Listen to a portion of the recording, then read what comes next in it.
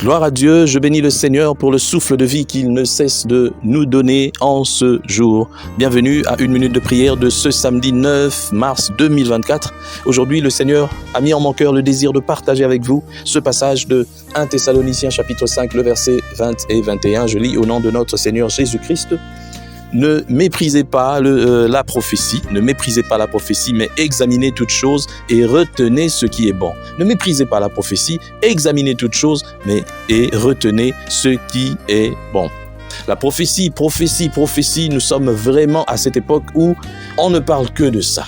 L'Église connaît ce bouleversement avec l'entrée en scène des enfants des dieux qui possèdent et certains qui ne possèdent pas, mais qui exercent ce don.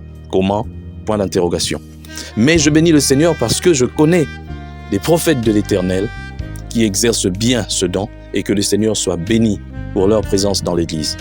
Cependant, les enfants des dieux ont un certain problème aujourd'hui par rapport à la compréhension de ce don et à son exercice.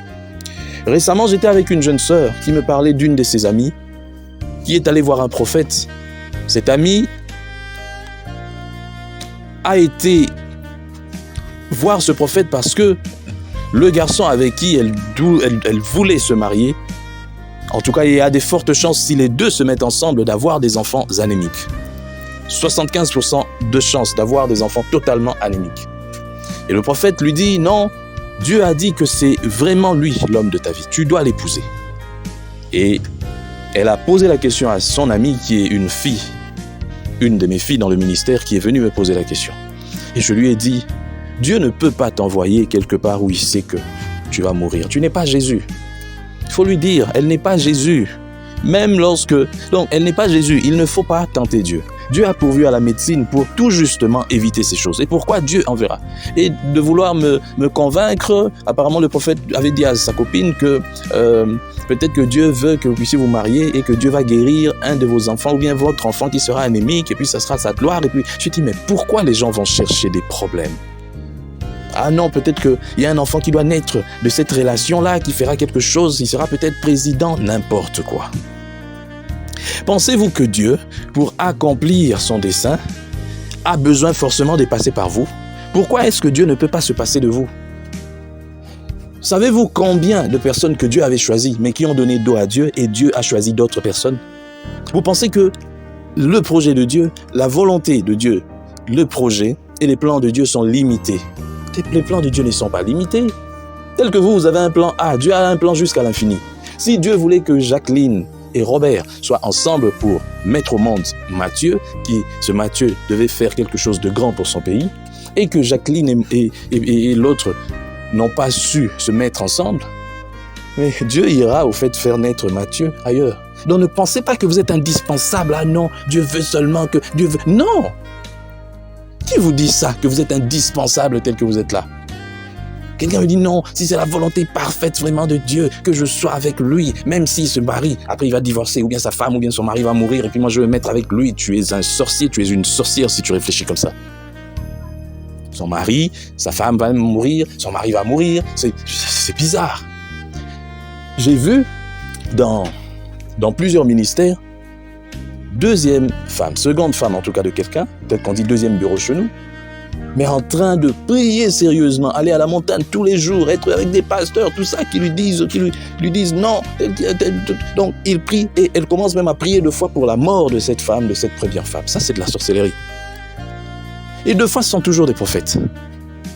Prophète qui lui a dit. Mais quand vous avez une prophétie, voilà comment examiner une prophétie. On me dit quelque chose, je prends cette chose, je mets à la lumière de la parole de Dieu. Est-ce que la parole de Dieu accepte cette chose? Est-ce que c'est quelque chose que Dieu approuve? Est-ce que c'est quelque chose, même pas, on laisse d'abord même du côté de Dieu, on prend seulement le bon sens. Est-ce que le bon sens approuve cela? Si déjà tu vois que le bon sens n'approuve pas et que Dieu aussi, sa parole n'approuve pas, mais pourquoi te maintenir seulement en pensant que cette parole qu'on a dit, comment Dieu peut se contredire? Dieu a déjà tout dit dans sa parole, n'allez pas ajouter quelque chose. Prends la parole de Dieu, prends ta vie à toi, mets ça contre la parole de Dieu, examine ta vie à la lumière de la parole de Dieu. S'il y a des choses qui ne vont pas dans ce sens, que la parole de Dieu n'approuve pas, abandonne. Mais ne commence pas à chercher autre chose, peut-être pour ma vie, Dieu a dit quelque chose de spécifique, de spécial, tu es qui pour que Dieu dise quelque chose de spécial. Oui, tu peux dire que oui, Dieu m'aime beaucoup, oui, il aime beaucoup, il aime tout le monde. Dieu ne fait pas exception de personne. Un frère me disait un jour, non, osez, Dieu lui a même dit d'aller épouser une prostituée. Je dis, voilà, vous lisez la Bible à l'envers. Dieu t'a envoyé d'aller épouser une prostituée? Pourquoi voulez-vous attribuer à Dieu des choses qu'il n'a pas faites? Et même, quand bien même Dieu aurait fait ça, est-ce que Dieu t'a parlé, toi, pour te dire ces choses? Est-ce que Dieu t'a parlé? Il ne faut pas faire des choses seulement par plaisir de le faire, parce qu'il y a tes pulsions, il y a tes envies qui te poussent à le faire, et puis tu veux le faire pour justifier tout justement. Voilà, beaucoup de chrétiens aujourd'hui veulent justifier leur mauvais comportement en s'appuyant sur des soi-disant prophéties. Si la parole de Dieu t'empêche quelque chose et que tu prends une prophétie pour détruire cette interdiction, tu es en train de fausser ta vie, tu es en train de faire quelque chose de mal, tu vas à l'encontre de la parole de Dieu. La parole de Dieu va rester la parole de Dieu. La prophétie, c'est que dit un homme, quel que soit cet homme, s'il le dit de la part de Dieu, ce qu'il dit doit être mis à la lumière de la parole de Dieu et ça doit subir cet examen. Si ça passe ce test, oui, on approuve. Si ça ne passe pas ce test, on n'approuve pas. C'est une parole d'homme. Que le Seigneur bénisse son Église et qu'il aide vraiment son Église à comprendre les choses. Nous prions. Seigneur, merci. Donne-nous la compréhension de ta parole. Nous voulons, Seigneur, comprendre les choses. Lorsque on dit à une sœur, on dit à un frère quelque chose sur sa vie, que cette chose soit mise sur la parole de Dieu. Que cette chose soit mise à côté de la parole de Dieu et soit comparée. Nous voulons donner la primauté, la priorité à la parole de Dieu. Aide-nous, Seigneur, à ne pas donner la priorité aux paroles des hommes. Parce que même si un homme parle de la part de Dieu, quand un homme parlerait de la part de Dieu, il reste homme. Et il peut aussi se tromper. Et s'il se trompe, aide-nous à ne pas nous appuyer sur ses paroles, ni sur sa position sociale ou sa position à l'Église, mais sur ta parole qui est au-dessus de tout. La parole de Dieu est au-dessus de toute parole humaine. Merci, Seigneur, de nous aider à nous conformer à tes commandements et à ta parole. Au nom de Jésus-Christ. Amen.